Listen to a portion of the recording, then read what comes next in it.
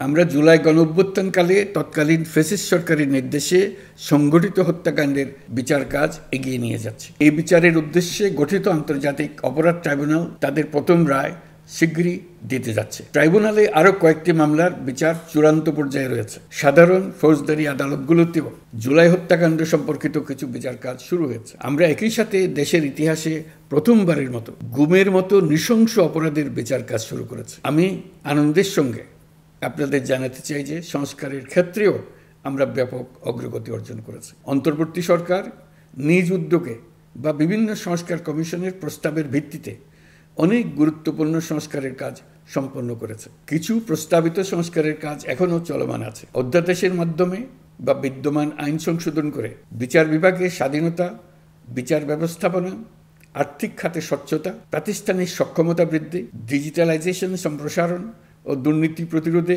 বিভিন্ন সংস্কার সম্পন্ন করা হয়েছে। ভবিষ্যতে সুশাসনের জন্য এসব সংস্কার বড় ভূমিকা রাখবে বলে আমরা মনে করি।